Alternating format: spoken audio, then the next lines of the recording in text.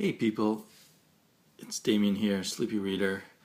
I bought a lot of comics this past Wednesday and I wanted to hit some of the highlights, a lot of highlights actually, and maybe even talk about some others that weren't quite highlights for me but were still interesting.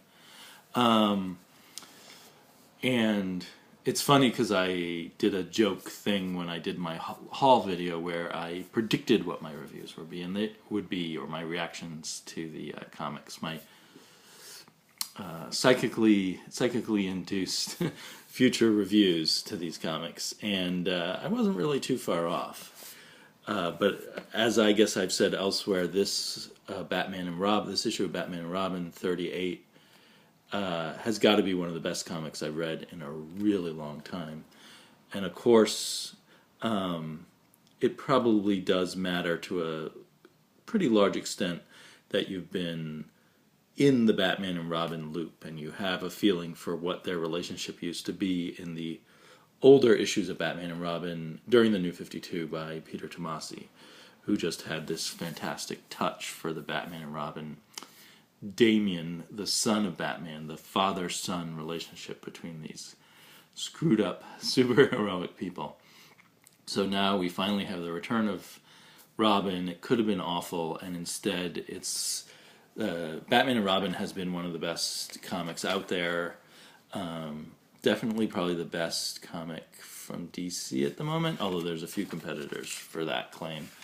But this issue was, rather than just a coda to all the excitement of the Batman versus Darkseid Apocalypse adventure, this issue topped all of that, unbelievably, amazingly, with amazing art, perfect characterization, just the right sort of beats for every character, and a resolution to some things that had happened in the past that I didn't even think they would come back to, and resolved in a really nice way, or at least, nothing's ever completely resolved in comics. I'm sure we'll come back to some of these issues, the issues being the clones of Damian, the sort of failed clones of Damian that were made by Ra's al Ghul, these ones, although maybe by Talia and then experimented on by Ra's, I'm not sure.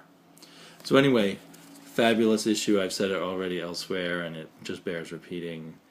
I think this will go down as like one of the best issues of the past 12 months for me. The other good DC book is just my old faithful Future's End.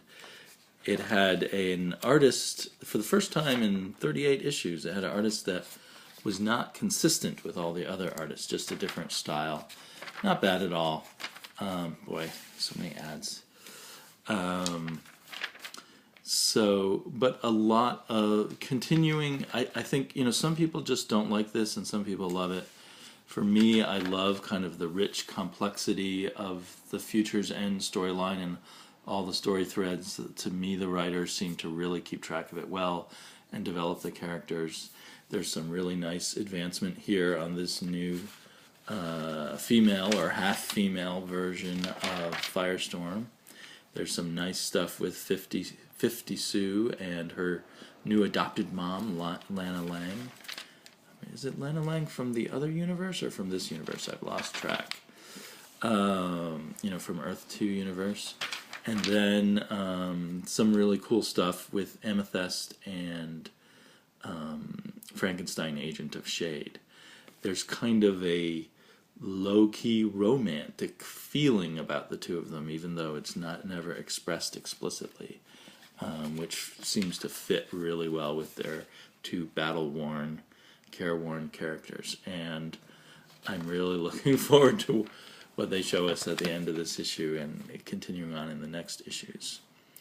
So Future End's just the only issue I have with Future's End is I know that it's supposed to dovetail in with Convergence.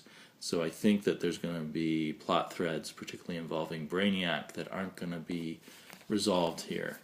And there's just something insane about, a 50-issue or 45-issue series that doesn't conclude. That's kind of infuriating to me. And the reason Future's End is so good, well, I'm sure the editor who's running it is doing a really good job, obviously. And the other reason is the writers on it are all top-notch writers. Brian Azzarello, Keith Geffen, Dan Jurgens, and Jeff Lemire. Three of those people are veterans of these big events, and Jeff Lemire is one of the top new writers. But when they go into Convergence, it's going to be by Scott Lobdell and another writer that I haven't ever heard of before, so I'm pretty uneasy about that. I have a feeling that the writers on Convergence were just the writers that they could get, who are willing to do what the company wanted, and that it's going to be a less creative endeavor, just judging by those writers. Could be totally wrong. But I'm going to continue to thoroughly enjoy Future's End until it's done, and then I'll see with Convergence. I don't think I'll buy it when it comes out. I might buy the trade. I might buy it in 50-cent bins later. Who knows? So all the rest are indie books. I think it's kind of funny calling Valiant an indie book because it's a straight-ahead superhero universe, and it's company-owned and all of that. But still, it has its nice own vibe, and this seems to be the Valiant issue number 2. This Valiant miniseries seems to be kind of a flagship series with, real high-quality production quality on it, not beautiful layout. And it's a really good story. It's by Jeff Lemire and Matt Kindt. Matt Kindt didn't do too much exciting stuff over at DC, but he has been a great indie writer in his own right. And Jeff Lemire has done well in all venues, superhero and indie kind of things.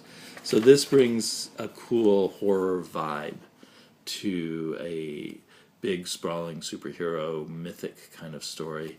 We've got this kind of boogeyman, and I've forgotten what he's called at the moment, but there's the occasional panel from a storybook that the character read as a child, and those are drawn by Jeff Lemire and watercolor painted by Matt Kindt. So kind of the writers who are also artists getting involved with the work of Paulo Rivera, who is, the wonderful artist here. If I had any complaint, is I've gotten so used to such great coloring in a lot of comics that this colors don't quite work as well. There's nothing bad about the colors in here. They're a little dull, and sometimes the contrast between different spaces, isn't as effective as it could be. I don't think a colorist is listed, so it leads me to think that Paulo Rivera is doing his own coloring, or possibly Joe Rivera, who I thought was his inker. It's interesting. Paulo Rivera's inker is his dad. And I don't know if Joe Rivera does all the inking or does inking assists. Oh, by the way, I love it when a comic book has what my daughter and I call a naming page, where you just show us pictures of the main characters and you tell us something about them. It just doesn't hurt to have that, and it's a nice thing to go back to. So the bad guy is called the Immortal Enemy. But they really do cool things with the Immortal Enemy here.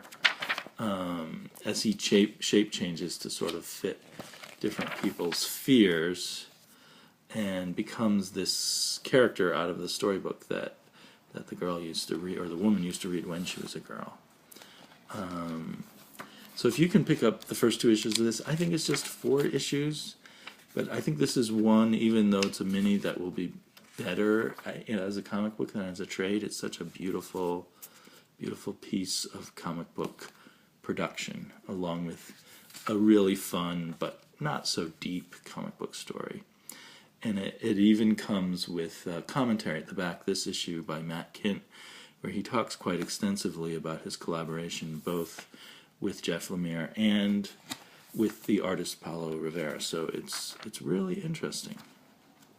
And they do this interesting thing where this is the layouts, these are the pencils, these are the inks, and these are the colors.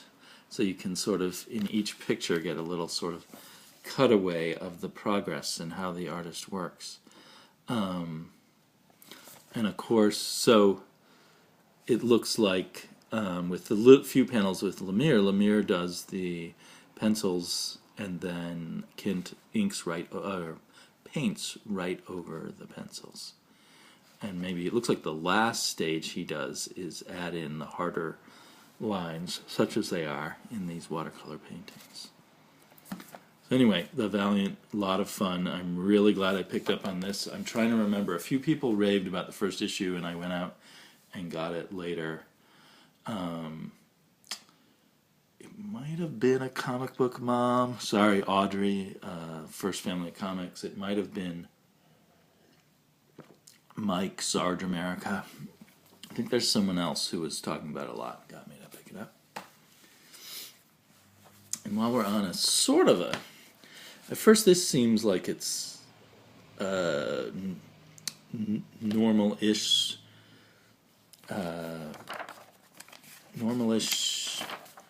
science fiction superhero comic, because it got these guys who are dressed kind of like a combination of Judge Dredd and RoboCop.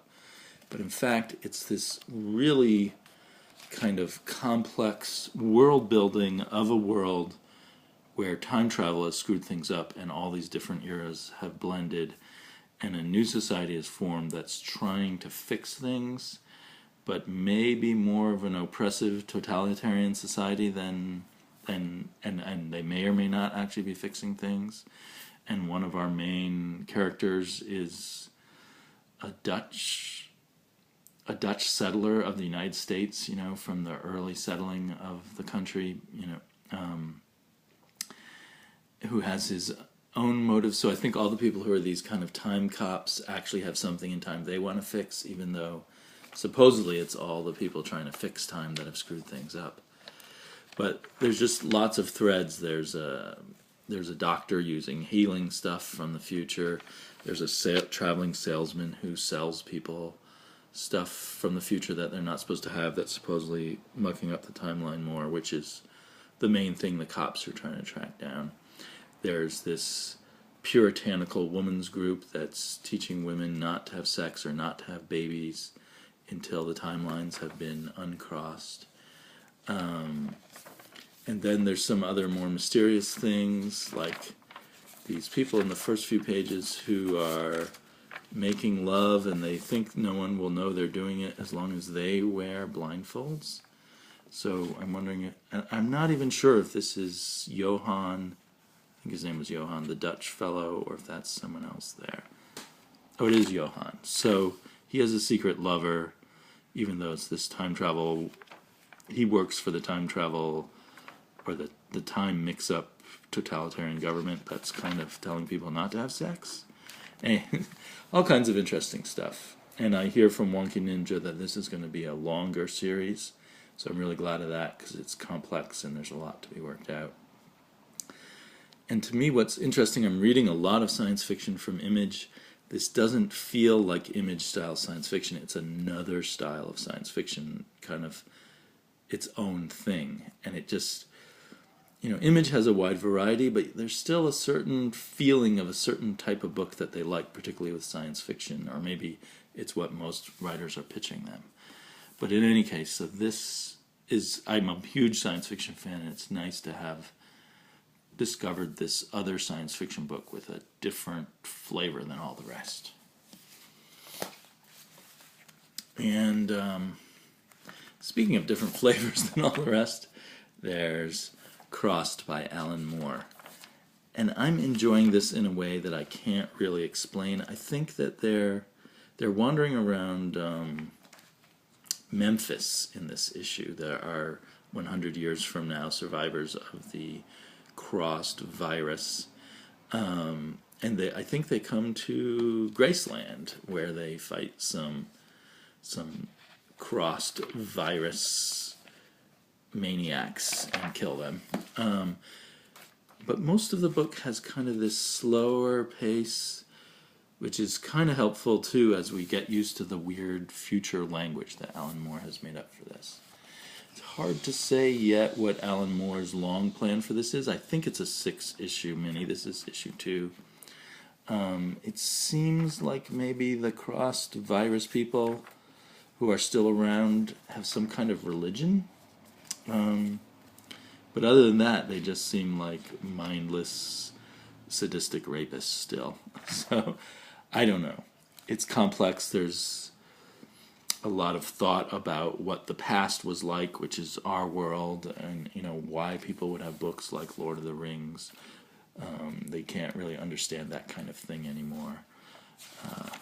So anyway, I'm not doing the greatest job in the world describing it, but this issue ends with, I shouldn't say that. Anyway, again, I think if you're looking for something that's not like anything else, Crossed plus 100, I haven't read any of the other Crossed books, but I assume they're not like this because none of the rest of them take place 100 years after the main events of Crossed. So it's kind of a unique, interesting book. It's hard for me to say for sure that it's good, but anyway. Definitely good is Penny Dora and the Wishing Box. I'm definitely very influenced by the fact that I read this with my daughter and her delight in it and her sort of fascination with the unfolding story about a box that will give you anything you wish for and that kind of demands for you to wish for it. And there's some interesting dream scenes here too. So overall, it's another pretty unique book, even though it's a children's story, so there's certain things that are kind of predictable, but I'm not sure where it's going at this point. But I really enjoyed it, and I'm really glad that I make the extra effort to search out. It's hard to find the good kids books, but it's worth it because when you find good ones, they're good for your kid and they're good for you. So I'm going to be sad when this is over. I think it's a 5 or 6 issue series, but maybe there'll be a second miniseries of it if it's successful. Probably, as with most children's books, the sales that they really need to wait for are the library sales and the sales to kids. So if Image can reach the kids market, I think this one will do really well. Finally, in my stack of highlights is Tooth and Claw. And I felt like it really... I really enjoyed the other issues, but I felt like it really kicked up a notch. And as we learn more about the character of this fellow, apparently the champion from the past, but he seems to come from a warlike science fiction world, and he's got a bunch of implants in his body, and he's got these quick trigger reactions to things of a hardened battle veteran type of person. But it's weird, because we've got a world that's all animals except for one human man. But they kind of emphasize that he's small, and he has long hair, and he's always without a shirt. And so, although there he's got a vest, I guess. It's funny, in the letters page they refer to him as a white man, but he looks kind of Amerindian or, American Indian or what have you, to me. But anyway, there's this whole scene where he's too small to use the big sword, and he faces this giant bulldog, and he kind of faces him down and calls his bluff. And it just made me think of I felt like this was Commandy influenced, even though it doesn't at all have the tone of Commandy, and it's probably out to do all sorts of other things that Commandy isn't. But just this little guy with the long hair being the only human there and everything, it's made me think of Commandy. Anyway, for those of you who know what I'm talking about with Commandy, perhaps you'd see it too, or perhaps not. But it feels like this is a story that's, even though it's a fantasy story, it's really focused on character and on the incredible art. So I can't wait to see where it's going to go next, and I can't really tell for sure where it will go. So pretty thoroughly enjoying Autumnland's Tooth and Claw. And while I've been I went on a little longer than I thought, but I'll plug on.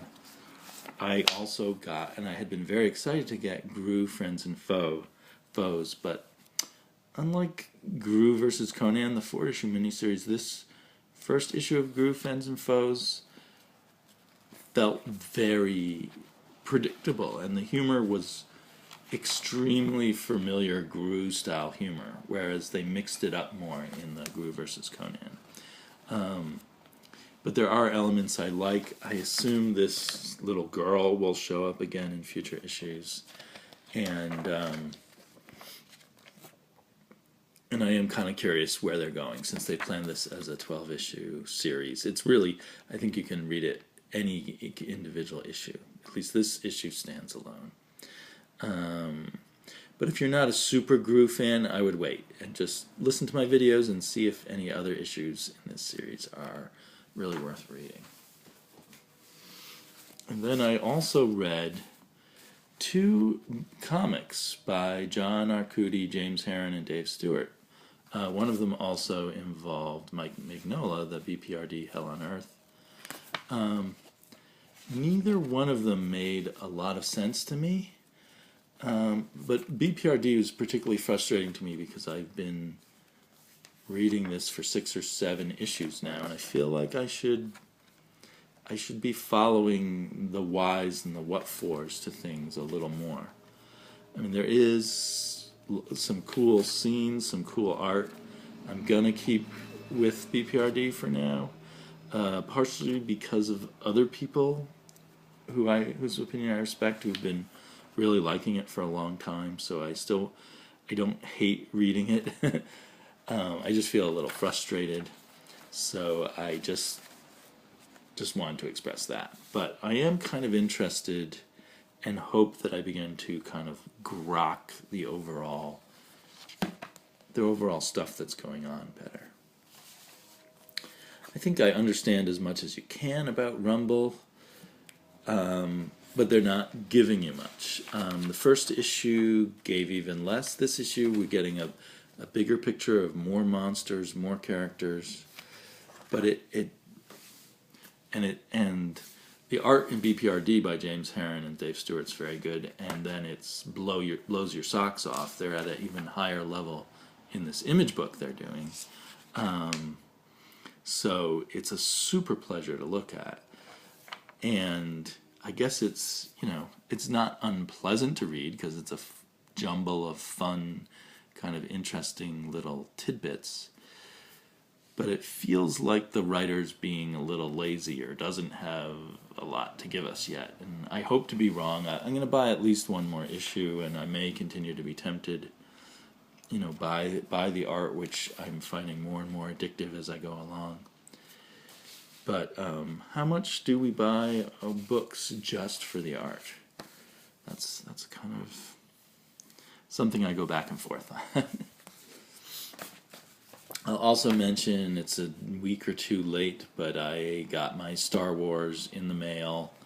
So with my subscription, instead of paying $5 for it, my print subscription from Marvel, I got it for $2.20.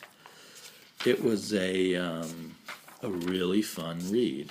I kind of, even though I jumped on it to subscribe to it when I heard Jason Aaron and John Cassaday, I still was hesitant to read it at first, and I kind of put off reading it for a few days. Because, I don't know, there's just so many ways in which a Star Wars comic could go wrong, I feel. But this is just a lot of fun. It does take you back. It feels like a really good sequel to the first movie so far. Page after page. So yeah, I'm kind of glad I subscribed to it. And as long as Jason Aaron stays on it, I just think Jason Aaron is really great at doing these Marvel comics and Star Wars comics. I'm ashamed to say I haven't read any of Jason Aaron's indies, but I think I've loved everything I've read by him.